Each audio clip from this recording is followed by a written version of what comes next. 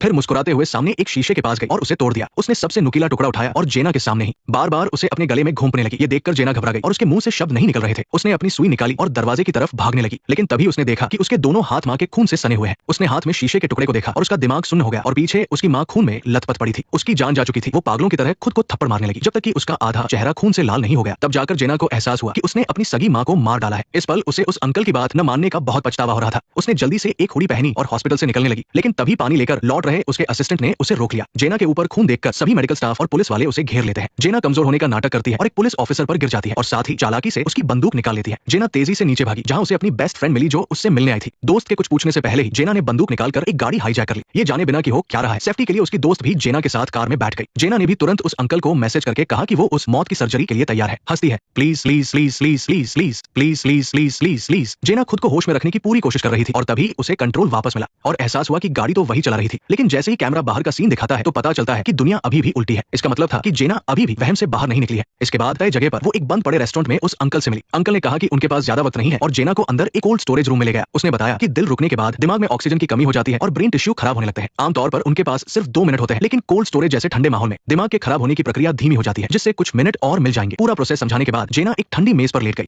लेकिन तभी अंकल ने कहा कि उन्हें बाहर से कुछ लाना है। जेना ये सुनकर एकदम से घबरा गई। 7-8 मिनट हो गए थे और वो अब तक वापस नहीं आए थे। वो अंकल ही जेना की आखिरी उम्मीद थे। घबराहट में धीरे धीरे उसे फिर से वहम होने लगा। उसने देखा कि उसके कपड़ों से लगातार खून टपक रहा है और उसे एक औरत के रोने की आवाज सुनाई दे रही थी। जेना ने खून के निशान का पीछा करते हुए ऊपर देखा तो पाया कि रोने वाली वो खुद थी। 1 साल पहले हुए कार एक्सीडेंट में घायल हुई जेना वो रोते रोते अपनी सीट बेल्ट खोलती है और नीचे लेटी जेना पर झपट पड़ती है। असल में ये स्माइल कर्स वाला शैतान था जो जेना की आखिरी उम्मीद को भी खत्म करके उसके शरीर पर कब्जा करना चाहता था। लेकिन एक पब्लिक फिगर होने के नाते जेना दिमागी तौर पर काफी मजबूत थी। जैसे ही वो शैतान उसके शरीर में घुसने वाला था, उसने मौका देखकर उसकी 2 उंगलियां काट ली। फिर जेना ने पास में रखी दिल की धड़कन रोकने वाली दवा उठाई और सीधे अपनी गर्दन की नस में लगा ली। लेकिन कुछ सेकंड बाद भी उसे कुछ महसूस नहीं हुआ। उल्टा सामने खड़ा वो शैतान जोर जोर से हंसने लगा और बोला कि उसने जो कुछ भी देखा वो सच नहीं था। और सच में जैसे ही जेना ने पलट कर देखा, उसके हाथ से सिरिंज गायब थी। शैतान जोर से चिल्लाया और उसने जेना के पूरे दिमाग पर काबू कर लिया। लेकिन जैसे ही दरवाजा बंद हुआ और ठंडी हवा चली, जेना ये देखकर चौंक गई कि वो एक कॉन्सर्ट के स्टेज पर खड़ी है। फैंस उसके लिए हुटिंग और चीयर कर रहे थे और ऑडियंस में उसकी मां, जो उसकी मैनेजर भी है, उसे चीयर कर रही थी। उसे जेना ने नहीं मारा था। एक पल के लिए जेना समझ ही नहीं पाई कि क्या हकीकत है और क्या वहम। तभी कैमरा घूमता है और वो देखती है कि स्टेज के दूसरी तरफ उसकी एक हमशक्ल खड़ी है जो उसे देखकर मुस्कुरा रही है। जेना समझ गई कि इस पल में हकीकत या वहम का कोई मतलब नहीं रह गया है। इसके तुरंत बाद उस दूसरी जेना ने अपनी शर्ट फाड़ दी, जिससे कार एक्सीडेंट में लगा चोट का निशान दिखने लगा।